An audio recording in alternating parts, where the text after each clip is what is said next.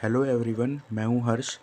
आज हम स्टार्ट कर रहे हैं क्रिया शरीर का चैप्टर नंबर 13 आहार। इससे पहले के सारे चैप्टर मैंने आपको पढ़ा दिए हैं, उनकी वीडियोस चैनल पे अपलोडेड है, आप जाकर चेक कर सकते हैं। चलिए चैप्टर नंबर 13 स्टार्ट करते हैं। चैप्टर नंबर 13 का नाम है आहार। तो जैसे कि आप सबको पता होगा कि आहार क्या होता है। आहार को हम अन्न बोलते हैं, मतलब जो हम भोजन कर रहे हैं, खाना खाते हैं, तो उसे ही आहार बोला जाता है और कुछ भी नहीं है। बस जो हम भोजन करते हैं तो उसी को आहार बोला जाता है। अब यहाँ पर देखिए लिखा है शरीर का पोषण पंचमहाभूतिक आहार से होता है। अभी मैंने इससे पहले आपको वीडियोस में बताया था कि पंचमहाभूत क्या होते हैं। आकाश, वायु, अग्नि, जल, पृथ्वी, ये पंचमहाभूत होते हैं। तो आहार जो है वो भी पंचमहाभूतों से बना है। संपूर्ण संसार जो है हमारा, वो सभी पंचमहाभूतों से मिलकर बनता है। तो हमारा आहार भी पंचमहाभूतों से मिलकर बना है।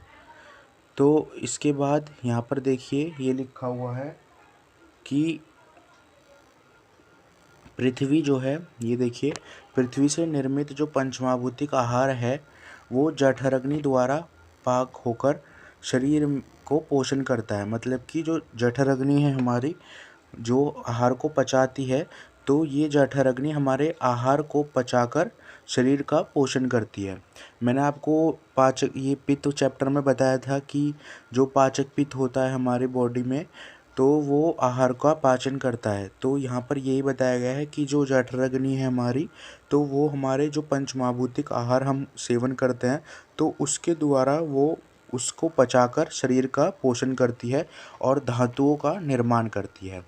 अब यहाँ पर ये लिखा हुआ है कि आयुर्वेद के में शरीर, दोष, धातु, मल एवं मूल जो पंचमहाभूतिक माने गए हैं। मतलब जो आयुर्वेद में जो मनुष्य का शरीर है और शरीर के जो दोष, धातु, मल हैं, वो सभी पंचमहाभूतों से ही मिलकर बने हैं। मैंने इससे पहले वाले वीडियोज़ में आपको बताया था कि जो संपूर्ण संसार है वो पूरा पंचमहाभूतिक है, तो हमारा शरीर भी पंचमहाभूतिक होगा। तो शरीर के अंदर जो दोष, धातु, मल है वो भी पंचमहाभूतिक होंगे। इससे पहले मैंने आपको बताया था कि दोष क्या होते हैं। वात, पित्त, कफ को हम दोष बोलते हैं। धातु क्या होती हैं? सप्त धातु होती है, रस, रक्त, मांस, मेद, अस्थि, मज्जा, शुक्र। और त्रिमल होते हैं, मूत्र, पुरुष, श्वेत। तो ये सब मैंने आपको पहले वाले वीडियोज़ में बता रखा है। तो अब यहाँ पर देखिए लिखा हुआ है आहार भी पंचमहाभूत होता है, मतलब पंचमहाभूतिक होता है हमारा आहार। अब इसका तात्पर्य ये है कि शरीर के प्रत्येक रचना पंचमहाभूतों से बनी है, तो आहार द्रव्य भी पंचमहाभूतों से ही मिलकर बनते हैं। अब पंचमहाभूतों से मिलकर बनते हैं मतलब पृथ्वी, जल, अग्नि, वायु, आकाश, ये पंचमहाभूतों से मिलकर ही आहार बनता है। अब इसके बाद ये लिखा है उसका शरीर पर जठराग्नि द्वारा पाक होता है। मतलब जो अभी मैंने ऊपर बताया कि जठराग्नि द्वारा आहार का पाक होकर आहार पचकर तो शरीर के अनुकूल होता है और अपने अपने गुणों का पोषण करता है। ये कुछ भी नहीं है, ये वही है जो भी मैंने बताया कि जो हमारे शरीर में जठराग्नि होती है उसके द्वारा आहार पचकर जो धातुएं होती हैं हमारी, सप्त धातु, रस, रक्त, मांस, मेद, अस्थि, मज्जा, शुक्र, उनका पोषण करता है। इसके बाद आता है ये देखिए आहार जो है ये वही लिखा हुआ है, बस ये टेबल फॉर्म में है। तो आहार जठराग्नि के द्वारा पाक होकर सार और मल भाग में परिवर्तित होता है। सार भाग क्या होता है? प्रसाद भाग जिसे बोलते हैं, जो हमारी रसादी जो धातुएं हैं उनकी उत्पत्ति करता है। और जो मल भाग है वो एक्सक्रीटरी वेस्ट प्रोडक्ट जिसे बोलते हैं, वो मल भाग होता है। जो फीकल मैटर होता है उसे मल भाग बोलते हैं। इसके बाद यहाँ पर देखिए अब इसकी व्युत्पत्ति आई है, व्युत्पत्ति तथा पर्याय।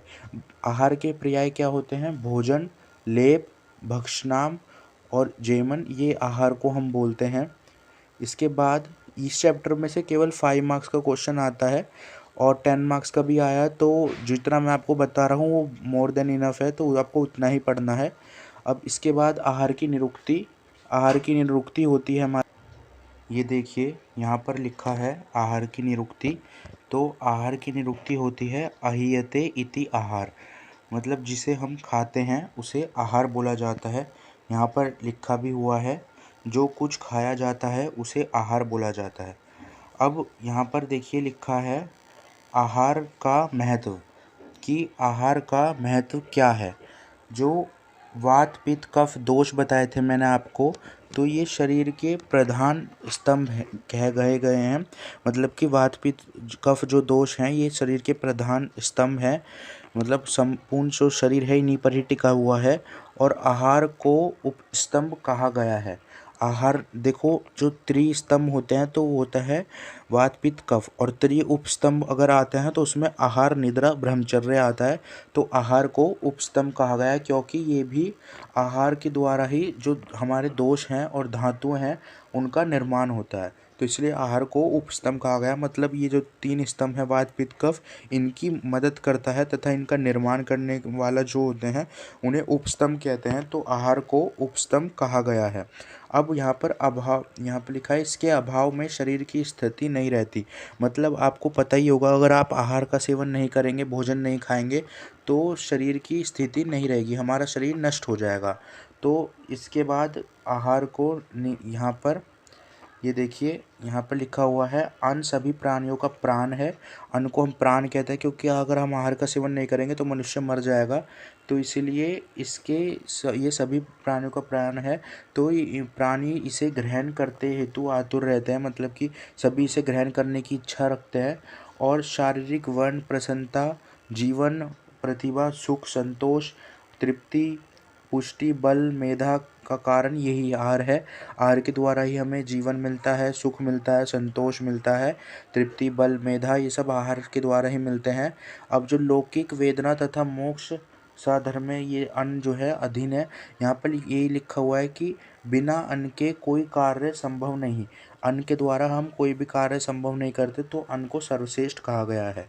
अब पंच महाभूतों के अनुसार आहार द्रव्य 5 मार्क्स में वाला आ जाता है कि बताइए पंच महाभूतों के अनुसार आहार द्रव्य क्या होते हैं। तो यहाँ पर सबसे पहले ये देखिए लिखा हुआ है कि आयुर्वेद में द्रव्य को पंचमहाभूतिक माना है। अभी मैंने पीछे बताया था आपको।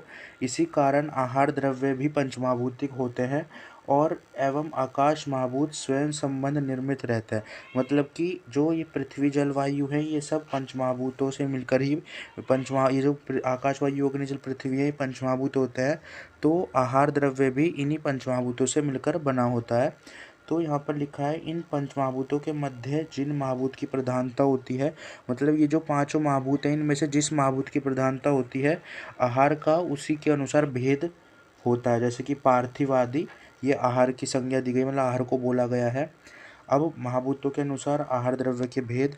अब समझ लीजिए कोई आहार है तो उसमें पृथ्वी महाभूत की अधिक प्रधानता है और बाकी सब महाभूत की कम प्रधानता है, तो वो पार्थिव आहार कहा जाएगा। और जो कोई आहार है जिसमें जल महाभूत की अधिक प्रधानता है तो उसे आप्य आहार बोलेंगे। और जिसमें अग्नि महाभूत की अधिक प्रधानता है उसे अग्नेय बोलेंगे। और जिसमें वायु की उसमें वायव्य, और जिसमें आकाश की उसे आकाशीय आहार बोलेंगे। तो यहाँ पर ये लिखा हुआ है सबसे पहले पार्थिव द्रव्यों के गुण और कर्म।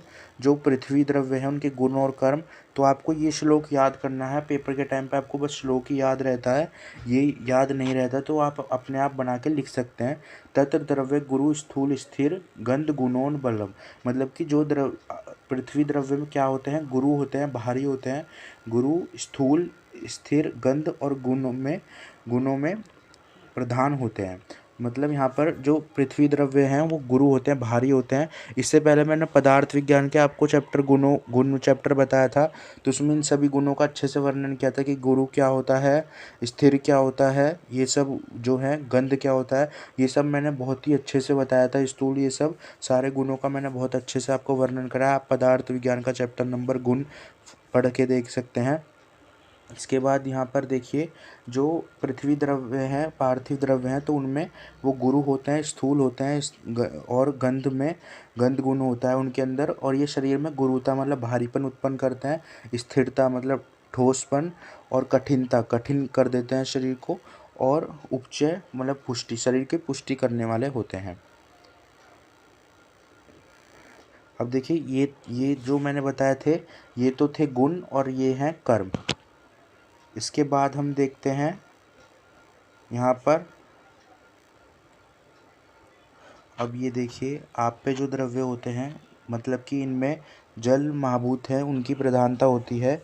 तो ये द्रव्य शीत, गुरु, स्निग्ध, मंद, सांद्र गुणोल बलम, ये आपको श्लोक कितना याद करना है बस, ये आगे का नहीं याद करना।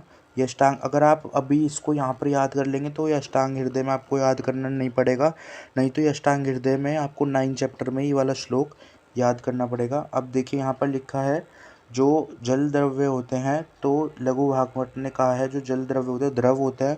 द्रव क्या होते हैं? जो आसानी से मतलब वहन कर जाएं, एक जगह से दूसरी जगह चले जाएं, लिक्विड जिसे बोलते हैं। शीत मतलब ठंडे, गुरु भारी, स्निग्ध और मंद, सांद्र तथा रसोबलम मतलब कि जिसमें रस गुण की प्रबलता होती है, प्रधान बताए गए हैं।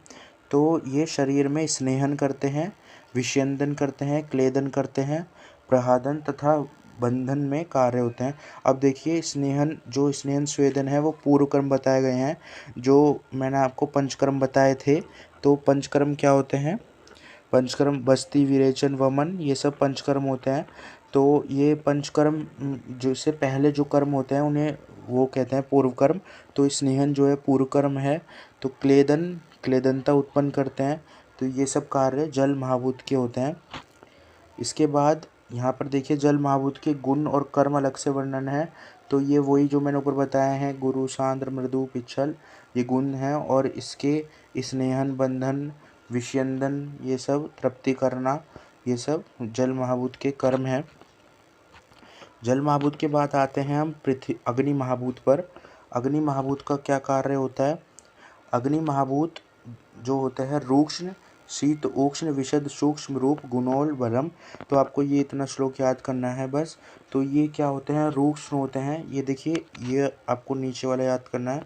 ये देखिए क्या होते हैं? ये तीक्ष्ण होते हैं, रूक्ष्म होते हैं, उष्ण होते हैं, सूक्ष्म होते हैं, लघु, विशद, ये इनके गुण माने गए हैं। और इनके कर्म क्या होता है? शरीर में धा मतलब जलन उत्पन्न करना, पाक मतलब पाचन करना, और प्रभा मतलब कांति उत्पन्न करना, वर्ण में को उत्पन्न करना, मतलब कि जो त्वचा की चमक होती है तो वो अग्नि महाभूत के कारण उत्पन्न होती है।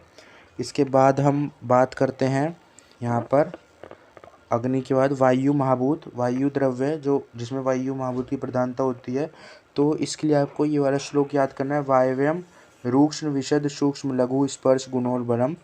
तो ये इतना अगर आप याद कर लेंगे तो आपको इसके गुण और कर्म, ये गुणों वाला श्लोक होते हैं सारे जो मैंने आपको बताया। तो कर्म तो आप अपने आप ही लिख दोगे। जैसे समझ लीजिए ये गुण लघु है तो इसके कर्म क्या होगा? लघुता उत्पन्न करना। तो और ये देखो रूक्ष्म गुण है तो कर्म क्या होगा? रूक्षता उत्पन्न करना। ऐसे ही होता है। तो ये लघु, शीत, रूक्ष्म, खर, विशद, सूक्ष्म, ये इनके गुण बताए गए हैं। और इनके सेवन करने से शरीर में रूक्षता, गलानी और यहाँ पर विशिदता तथा लघुता उत्पन्न होते हैं। ये देखिए लघु गुणता, तो यहाँ पर लघुता उत्पन्न हो गई। और यहाँ पर देखिए रूक्ष गुणता, तो रूक्षता। ऐसे ही जो गुण होते हैं उसी के अनुसार उसके शरीर में कर्म होते हैं। तो ये गुण चैप्टर आपको सबसे पहले पदार्थ विज्ञान में पढ़ना होगा अच्छे से, तभी आपको समझ में आएगा कि रूक्ष क्या है, लघु क्या है। मैंने बहुत ही अच्छे से पदार्थ विज्ञान में गुण चैप्टर बताया है, तो आप बहुत उसे पढ़ सकते हैं। इसके बाद यहाँ पर बात करते हैं आकाश महाभूत की। तो आकाश महाभूत के गुण और कर्म, ये वाला श्लोक आपको याद करना है। नभसम, सूक्ष्म, विशद, लघु, शब्द, गुण और बलम। तो ये वाला श्लोक अगर आप याद कर लेंगे तो आपको इसके गुण और कर्म आसानी से याद हो जाएंगे। देखो ये मृदुता, लघुता, सूक्ष्म, लक्षण, शब्द, गुण किन किन में प्रधानता होती है।